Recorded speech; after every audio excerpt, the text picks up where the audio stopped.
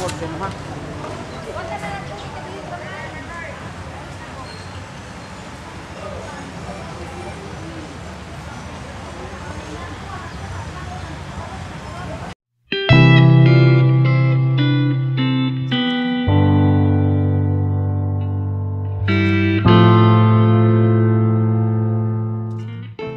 Buntag alas 10 pa man kapin.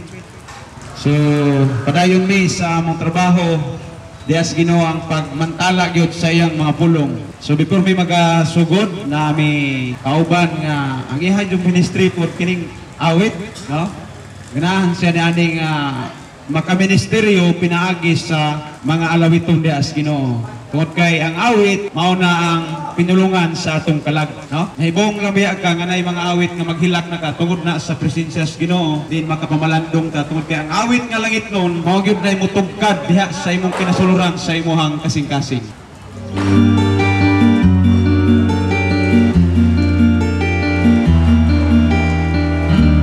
Ginoo mahaplag mayong adlaw. Kung nag-iisa at natulumbay dahil sa hirap mo tinataglay, kung kailangan mo ng karamay, pagka at siya'y naghintay, siya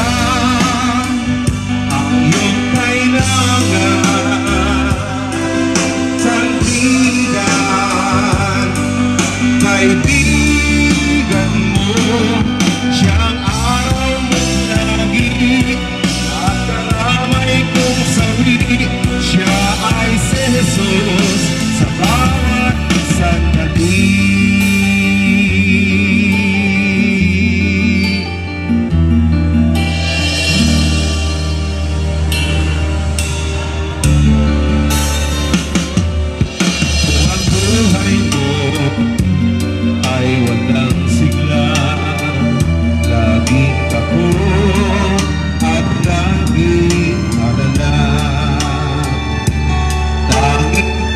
Jesus makakaasa at lubos na ligaya, siya ang dapat tanggapin at kilalanin sa buhay mo.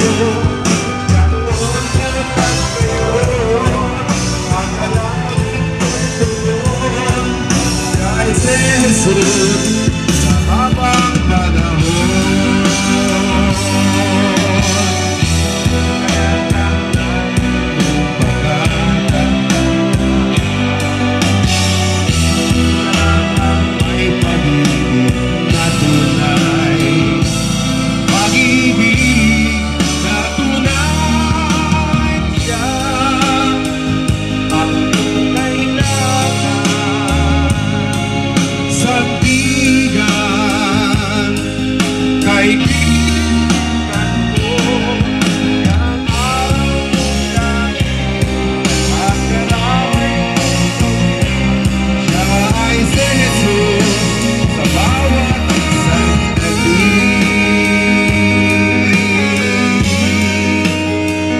Amen. Thank you.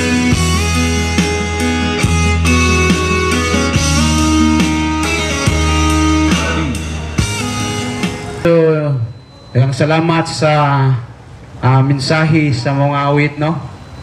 So basin og naay natinga o nabaguhan, mingon anon sa manas pastor nga nagwali diha nga wa man ay magvideo. So kini nga mga kauban na maguni sila kuan sa baybay. Siya ako ra gud siguro nagwali nga wala koy provide nga ngani. Hasula naman gud ko. So basig may buong ng uban nga nana may video si Pastor Rodalo na nagwali. By morning ninyong tanan mga kagalan ko. Usa nako nga pribilehiyo makatubang ninyo dinhi pag-preach sa Word of God tungod kay sa una sa pandemic dinhi po ko naglibot-libot higa dinha nakawali ko o dito nagwali ko tungod kay ang akong sister-in-law na nagtrabaho diha sa municipal court, kanunay ko na akong ihatod diri. Unya, kadto nga time, magwali po ko mga kaigalaan ko. Unya, nagpasalamat po ko nga dunay nag-invite na mo, nga kanunay po siya nagwali diri. Invite me, nga, so nag-schedule me Wednesday, ug mauna ni ron higala ni Ami. Actually, sige mig preach sa Baybay City. Ang among kanunay gina-preach higala is about love of God, kaluwasan higala. So, karon siguro matingala mo, moingon mo si Ayay, negosyo ni siya. Dili mi mangayo higala. Oh. Dili mangayo offering, ang amo lang is mag-preach lang ni sa Word of God. So, salamat kayo sa host pastor. Thank you nga invite ninyo. Unya kini ako mga kauban higala. Bihira lang ko magpaila-ila. So karon tuguti ko nga magpaila-ila nila. Kini sila mga leader ni sa mga pastors, sa Pastors Association. So kini siyang usana ko higala sa Pastor Joey, Reverend Joey Undag. Usa ni siya ka former president, chairman sa mga pastors sa Baybay City na diha naglingkod katong nagwali dito. O ginipod siya higala si Pastor Neil Baro, mo ni siya ang chairman sa mga pastors po dito sa Pastors Association, gingog yung IPA, United Evangelical Women Association. In short, pastors ni nga gidumala sa Baybay City, sila'y nagdumala. So mga kaigalaan ko, nalipay kog dako tungod kay gi-invite mi niining atong gwapong pastor nga nagwali diri unya kami karon na pud magwali. Unya magwali po na siya. So mga kaigalaan ko, ang tumong og tuyo na mo higala is dili pangasaba. Tuno ra ni nako ha. I love you. Gimahal mo na ako, labaw sa tanan gimahal mo sa Ginoo. So mga kaigalaan ko, ang tumong og tuyo na mo is to preach the word of God. Nanginahanglan ta higala og word of God. Ngano? Tungod kay kita higala, wala tay capacity or ability nga makaluwas, makaadto sa langit. Sultihan ta ka higala. Dili ta pirmaminti dinis kalibutan. Oh, I tell you, dili ta pirmaminti dinis kalibutan. Lumalabay lamang ta. Ang bata nga ni higala dili siya nato masabtan nga mawad-an gininhawa. Mga tigulang walay nakatag-an higala kanus ata kuhaon sa kalibutan.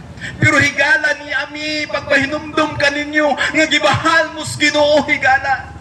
For God so loved the world that He gave His only begotten Son, that whosoever believeth in Him should not perish but have an everlasting life. Gihigugma ka sa Ginoo. Ikaw nga ulit tao ka, ikaw nga dagat ka, ikaw nga tatay ka, ikaw nga driver ka, ikaw nga negosyante ka, ikaw nga nagsuroy-suroy. You are loved by God. Gihigugma ka sa Ginoo higala. Unsa man ang imong sitwasyon karon, siguro na ka sa sitwasyon higala nga naglisod. Siguro na imong problema. Ganina ang mensahe sa awit pagkanindot higala. Kung dawaton lamang nimo si Ginoong Jesus ang tanang mga problema, kung naalamang si Ginoong Jesus sa imong kinabuhi higala, daupay ya si rimpatwaray. Duulas siya ug dili ka niya pakyason ug labaw sa tanan higala, luwason ka. Ang imong destinasyon paingon ngadto sa langit, dili sa pamakan, ug mao ni siyang among main purpose sigala. Mag-istorya kanimo nga gimahal ka sa Ginoo, kay kanang imong nawong diri na para adto sa impierno, dili na para isubahay sa impierno, kun dili ka lang imong nawong gusto sa Ginoo nga ikaw maluwas, gusto sa Ginoo nga ikaw makaambit sa kinabuhi walay katapusan. Dinhi sa kalibutan higala, temporary ra ta, dili ta permanente dinhi. I tell you, tanan nga makita nimo, tanan nga naa nimo, mawa na siya. Kay dili ni residente, permanente nga residente dinhi nining kalibutan na.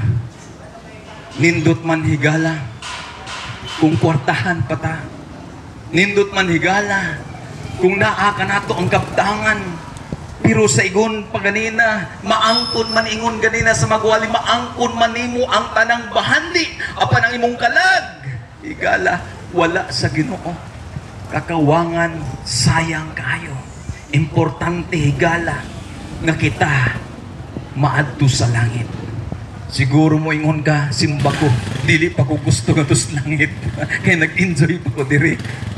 Pero I tell you, Maabot si Mr. Kamatayon sa atong kinabuhi. Maabot ang kamatayon sa atong kinabuhi. O kini sa higala nga mong tuyo pagpahinumdum kanimo. Nga someday, kung moabot na siya higala, nga panahon, kinahanglan andam ka